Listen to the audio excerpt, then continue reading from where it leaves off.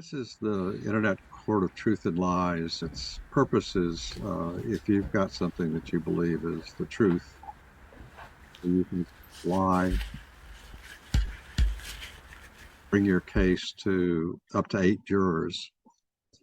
The way it works is there are 8 verdict questions that are universal for any truths and lies, and they're never the perfect questions for the topic that you're bringing up.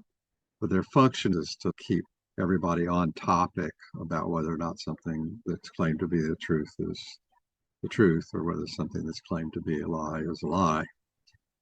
That's the way this system works. So at the end of the trial, if there are 8 jurors, you have 9 verdicts, the plaintiff's verdict and the 8 jurors' verdicts. There is no final decision because the function of the trial is really to let people see how other people are thinking about the truth of something, or whether or not something is a lie, or how it's a lie. It turns out what makes this worthwhile is everybody seeing how other people think, and it's almost always surprising. Something in the trial is surprising to everybody. That's what this whole thing is about, is to give people a feeling for how other people think about truths and lies in the media. The case today, I'm the plaintiff, and this is on a part of what I do professionally, which is I'm a computational cognitive neuroscientist, which I've been for 50 years or so. We have certain theories about how brains compute. The major theory is called the perceptron theory, and it's what you see when you go to modern AI implementations of our perceptron theories. When you interact with ChatGPT or Grok or Gemini's Claude or whatever, or any of the generative AIs, the ones that improve pictures or create animations and so forth and so on. These are all perceptron systems. They behave like humans because they are, in fact, computing as we in the science understand that human brains compute. They have all the problems that humans have. For example, humans can be easily misled into believing things are true that are not true. These systems, same thing can happen, and so forth and so on. So today is a funny form of confusion. And it comes from a term that's in the English language. The term is confute, or confuting. How many of y'all, have anybody heard of this term before, confute? Because most people haven't. I Yes, haven't. but not in this Ever context. I've heard confusion, but not compute. confute, yeah, it's a word. So it was in widespread use up through the 1800s. And then in the last 50 or 60 years, it's just not used anymore. But its meaning was really simple. So I gave the full set of meanings here that the dictionary gives you. It's an English term, it's in the dictionary. The third meaning, which was the dominant, oddly, dominant meaning back in the 1800s, which is to bring an argument to naught. In other words, if two people were arguing something, somebody would say things that would destroy the argument entirely, in the sense that it would be so confusing that nobody could really say anything. In other words, it just stops the dialogue because people start walking out on it and just saying, this guy's whatever. It's a fun term to play with, and it does have a lot to do with what we're talking about, the need for dialogue. It is where you don't have somebody trying to destroy the dialogue. So confuting is really about attempts to destroy the dialogue and bring all argument to naught, to stop all argument, all dialogue between people. It turns out that if you look at how this stuff is typically done, You can find instances of people who lie a lot. And what they're doing is they are confuting the dialogue. They're confuting the arguments by just basically by saying out crazy things that cannot be argued. Typically, it happens with narratives. If you look at fundamentally how the brain computes, there's this thing called a perceptron, which takes some inputs, and the inputs have memory associated with them in the sense that the memory that the inputs are compared against are weighted, and it has an output that is the summed weight of the inputs. And if you use two of these, you can train a system on causation, the most primitive sort of sense of causation. What we call a fundamental symmetry in neural computation, the perception of causation or thoughts about causation and so forth and so on. It's not a discussion of the English term causation. It's the root of that, the root of the term causation, the things that people will call causation. We know that this is a very important thing in brain computation because in every natural language that humans can speak, virtually all of the verbs in the language, the subject of the verb can be a causal agent, in other words, understood to be a causal agent, cause that action or whatever the verb is denoting, or not. In other words, not the causal agent of that action, but the causal agent of the action was something else that had that subject do it.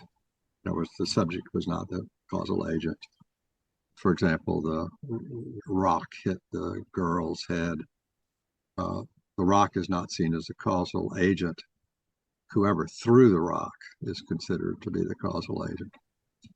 So if you actually look at how these work together, English in any natural language is set up to create narratives.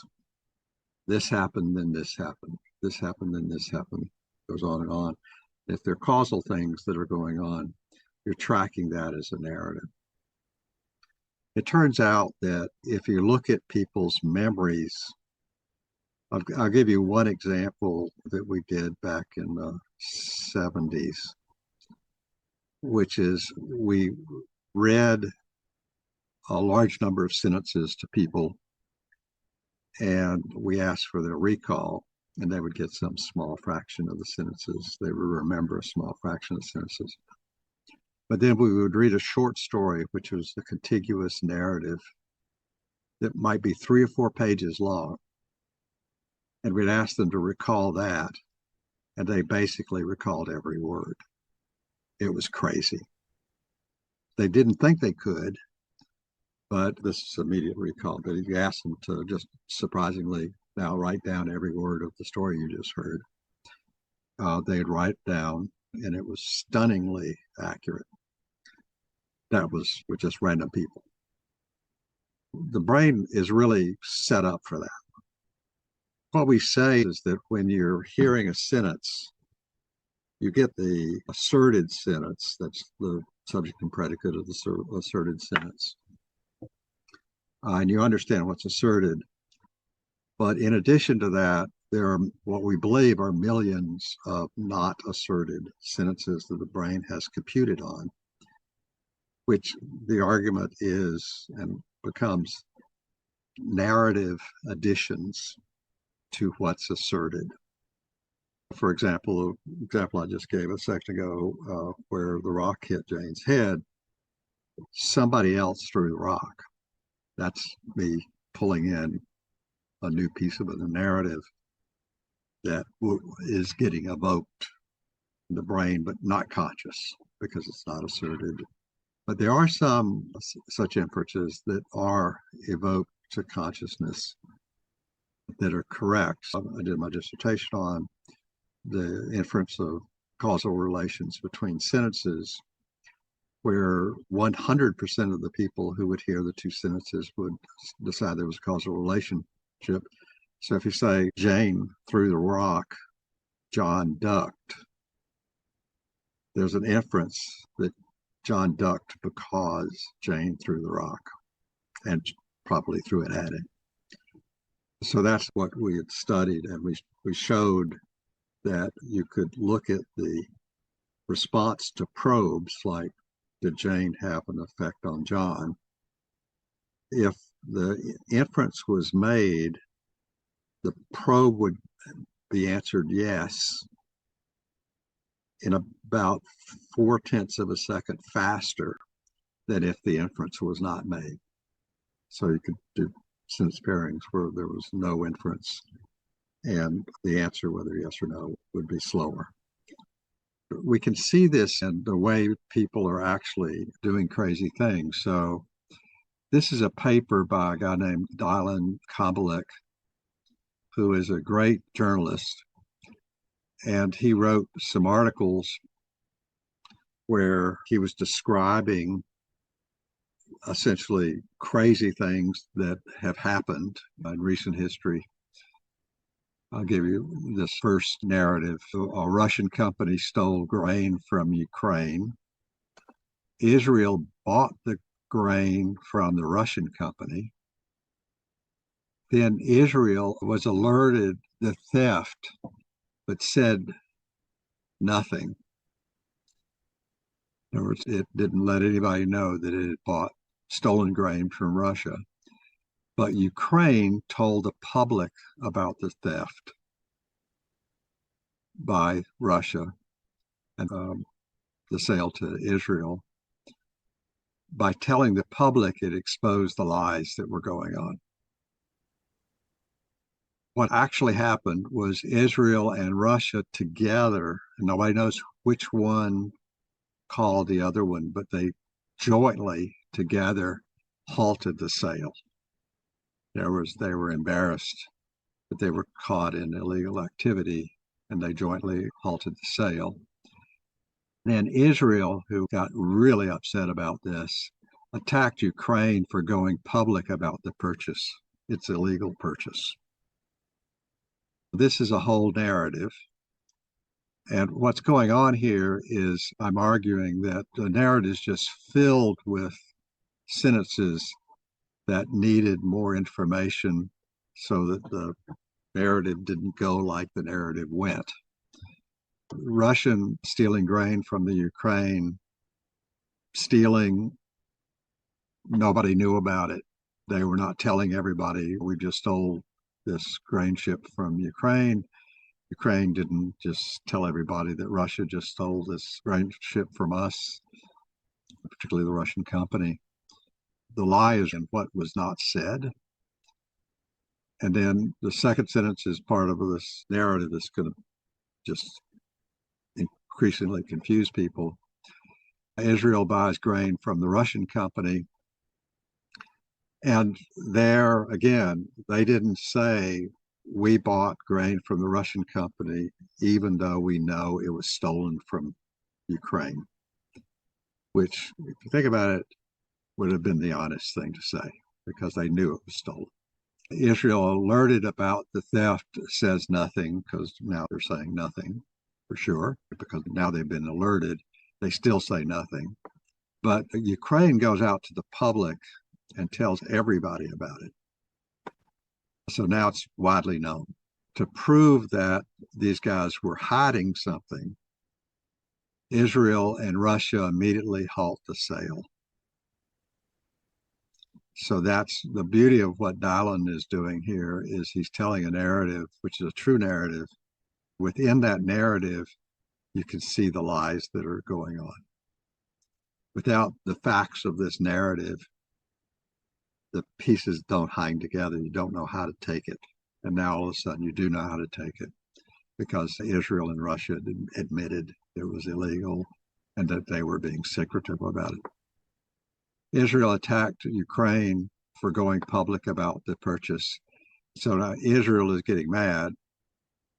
And they, instead of attacking the Russian company for stealing the grain, they attacked Ukraine for making this whole thing public, which further demonstrates that there's intentional deceit going on. That's one example. Dylan has 4 narratives that he does in 3 paragraphs. And each narrative is like this. It's the combination of the sentences, the whole narrative, that establishes exactly what the deceits are. It resolves what is actually a quite confusing situation, and it makes it clear more of what actually went on. That's the idea of this. And it basically says that if you do this kind of an analysis, you can discover this kind of stuff and point to who's been deceiving who and largely why. You get these confuting narratives that bring things to naught unless you understand the whole narrative. So if you understand pieces of it, you don't really understand enough to be able to talk about it. But if you understand the whole thing, you begin to understand how to talk about it. This is what the argument of this particular case is. What I say is all the red sentences contain lies of omission. All of the red sentences are something that should have been made public, but wasn't, in order to keep to the truth of what really happened. This is my argument. Is it the truth? I said, no, I believe all the lies of omission is listed as red sentences or lies. And these are lies of omission associated with each of the sentences. So each one has one or more lies of omission associated with it. That's my argument. Is the whole truth? I said that no, the definition of a lie of omission is not the whole truth. Each red sentence is not the whole truth. So it's not a factual lie. It's a lie of omission. Is it nothing but the truth? I said no. The whole topic of this article is that you need to understand things in terms of the entire narrative that's being placed, to understand how people can tell false narratives to cover the truth. Other parts of the narrative reinforce, it's not the whole truth. Other parts reinforce the lie that was told in sentence 2 or something. So this is a case of it's not nothing but the truth. It's the truth in a lot of lies. So what's the deceit? The deceit is that the lie is manipulating. Typically, these things are trying to manipulate the truth and get people to believe other things that these agents can do that are not necessarily what they might have thought had they understood the whole thing originally correctly. So is the deceit or truth intended? I think that the way these things played out, the way these narratives that he listed played out, is that in every case, the deceit was intended by the agents, and they didn't want the truth to be known. Typically, a thief doesn't want the truth of his theft to be known. What's the motivation behind the truth or lie?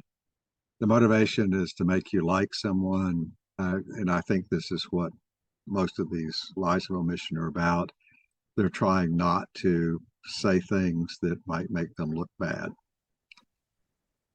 What's the social acceptability of the truth or lie? I wish that people would not engage in this and would fess up to what they're doing, so that at least we know what they're doing and we're not in situations where arguments are brought to naught by people coming up with stories. I regard it as unacceptable, and it's extremely common. This kind of stuff is extremely common. It's hard to know how to fix it. What label would improve the social acceptability of the truth or lie? I said this is true, that it's a lie.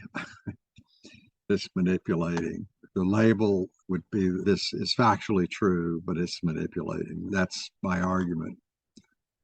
Narratives themselves are the subjects because narrative processing in the brain is so fundamental. The argument is that when you say you heard a sentence that might have 6 propositions in it, but really a million other propositions were coming to life around that sentence, what we typically mean is the sentence is seen in many narrative contexts. That's critical. That's what we really mean. That's when you begin to see the number of ways in which the sentence is being processed in the brain is in terms of these narrative contexts. It's this sequence of events, causal events and stuff like that that really come to life, some of which are brought immediately to consciousness and most of which are not, and they never come to consciousness, but they're there. We have a lot of evidence that they're there. That's the argument here. I'm going to go through the jurors. This is a particularly obscure one. I really wish it was clearer. But I found that Dylan does this brilliant kind of narrative, self-contained narratives. He's brilliant at it. And I recommend you read him. He's an ex-American Russian analyst. So he's fluent in Russian and fluent in Ukrainian. And he lives in Kiev. And so he's writing all this stuff, living in Kiev, but he's American. So he writes about America as well, and so forth and so on. For years, he worked for our government as a Russian analyst. What I want to do is get a 20 or 30-second summary of verdicts. I wish I could have been clearer on this, but I was as clear as I could be. I'm just curious what other people thought. Juror 1? Yes. Based on the Mendacology analysis, the narratives are not the whole truth because they rely on a significant lies of omission. So I 100% agree with you. By leaving out the broader context and motivations behind the stuff, the narratives provide a narrow and distorted view. So it's a selective storytelling. I thank you for not coming down on me. No. I was worried that nobody would see this. Okay, so, Ryan will get you. I know he'll get me. He's going to attack me. He knows how to do it. Juror 2? Yeah, I'm juror 2. Oh, good. The big issue here is nuance, and Yep. internet fighting doesn't lend itself to nuance. I couldn't read your article. The friend link didn't work. I could read whoever this guy living in Kiev's article was. I did read his article, and he just flat out just ignores truth, just ignores fact. So his statement, Israeli officials attacked Ukraine for going public about the purchase of stolen grain. There's no evidence of that, and generally tried to make Ukraine out to be the bad guy and paint themselves as victims. That's a lie. He straight up lied. There's no evidence of that. It's not even about nuance. It's just he straight up misrepresented the fact. I had no idea. If you look at his article, he has a link to a website called the Kyiv Independent, and that link is the sentence preceding his lie. And when you read the link at the Kyiv Independent, it contains nothing in his lie. So what he relies on is just latent anti-Semitism and the fact that people will attribute things to Israel that aren't attributable to Israel. This was a private company. It's like Microsoft doing something and people going, America did that. It's the exact same thing. But this guy gets away with it because it's Israel. So no, this I don't know if he's getting away with it. This guy's a liar. I saw a little bit about what you wrote as you were scrolling through, but I couldn't read it before. But yeah, at the end of the day, nuance matters, and this guy's a liar. Thank you for playing. Juror 3? That's me. Okay, so I had to revert back to the 5-year-old explanation. And I liked how it broke it down because whenever I heard confuting, it kind of reminded me of Confucius, which is confusing to some. But anyhow, confuting is a fancy word for listening to an idea that isn't true. But I liked that they used the explanation of computing to a 5-year-old as imagine you and your friend are talking about superheroes. Your friend says, I bet frogs can fly. And to compute that, you would just say, no, they can't. So it kind of, instead, you would prove they are wrong by showing them a book about frogs or pointing to a frog in the grass that only hops. Yeah. Okay. Okay. By the way, this language term confusion, CONFU, okay, is an old term, and it'd be interesting to find out if it is related to Confucius. Hold on, I'll find out. I don't know. But I just don't know where it came from. But it'd be interesting to find out because Brian just said that it isn't. it So, isn't. yeah. Then it isn't. Okay, juror 4. Yeah, I think that's me. It's interesting that the French word confus Yeah. means exactly that, but confusion in the sense of I'm not getting it. I don't understand. So I guess the two are linked that way. Yeah, Confus. that was the one that I had forgotten to mention. But I Yeah. knew about that. Yeah. I think it's interesting because I have very much noticed this when you're arguing with people.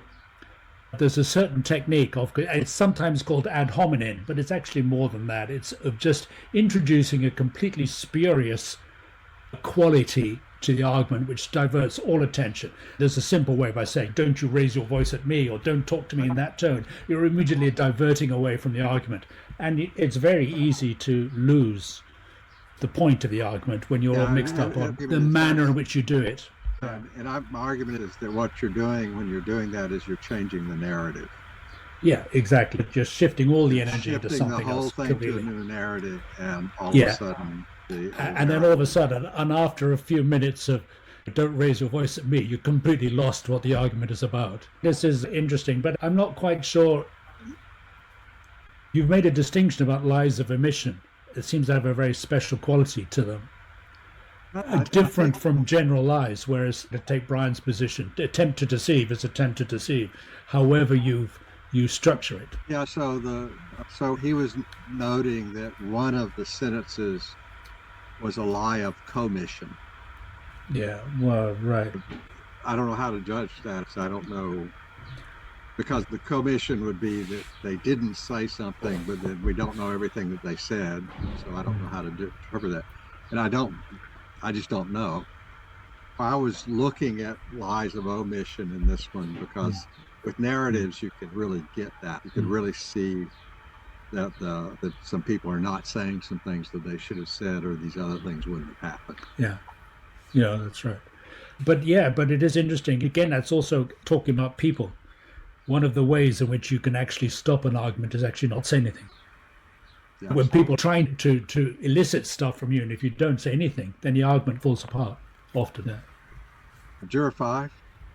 That's me, Bob. I was also trying to understand what confuting actually means. And what springs to mind is, and I like simple analogies or examples, used car salesman, lies of omission all the time, right? I mean, absolutely.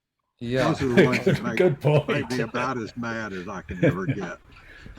Yeah. So as an example, I just want to post, so I could confute how would I use the word confute? I could confute the lie of omission by saying, okay, here's the record that the car was in an accident. Oh, is that how I would... So the way I've heard it when I first looked into this, which was years ago, I looked back at some of the old texts that used confute, and they would use it, he confuted the argument, or and all he did was confute, or this kind of thing, or that was a confuting thing to say. Okay, all right. So that you'd hear things like that. And it's really not in modern language. I don't fully understand why it never made it. Maybe it was because of the difficulty we're having right now. But it was a term in common use in where I looked in the 1800s, and it fell out of favor toward the end of the 1800s, and by the mid 1900s, I don't think people had ever heard the word before. I can totally understand. It is confusing to to Yes, use the it's term. confute is a confuting term. Yeah. Juror 6. I also want to go on that I was also confused by the word confute, and I never really thought about it because I'm pretty sure I've heard it before used in certain contexts, and I've never questioned it. I never actively went like, okay, how could I use this in context? But it's interesting how you're saying it now.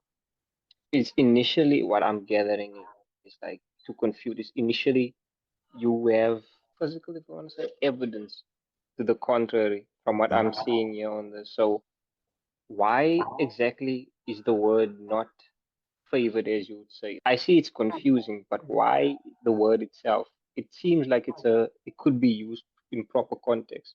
Yeah, that was my original view on it a while back, and that I think it is hard to know how to use it. Part of the reason is most people have never heard the word, and so you use the word, and they either don't really listen and think you just said confusion or something. But another meaning of it is you win the argument, but it's a bad way to win it. So the another kind of a meaning associated with it is that somebody is winning the argument by confuting it. Okay, and that's so where I picked up a lot of the sort of prior usage was in political speeches. You could pick it up, you could see it being used. I think I just did a random search and I forgot where, but I picked up a number of examples and but yeah. So I don't fully understand, but I found it an amusing term. But the main point of this article was the narrative point, which we're going to get into more next week, hopefully in a less ambiguous way. So, Juror 7. Hi, so I will just give a short summary about the topic. So the reason why I consider it's a lie is because breadth of deception. Red marks any statement that functions as a lie or untruth, and it includes outright lies and statements made with no regret for the truth. And the red sentences that can include lies of commission, active, direct, false statements intended to manipulate, and a sentence that marked red because it is untrustworthy, regardless of whether that lack of trust comes from what is hidden. Thank you. Sounds good. Juror 8. Hi everyone, can you hear me? Yeah. I want to say that I do agree with you, and Judah said with how he just said with the red, I agree with that too. The confuting for me did confuse me as well, but what I understand by it's that you're telling the narrative, like you mentioned before. You're telling the narrative, but you're just not telling the full story. You just trying to manipulate people to make someone else look good, in that type of sense. So this sounds good. So we'll have this next week, and hopefully I'll have a little clear statement of something that shows these narrative effects.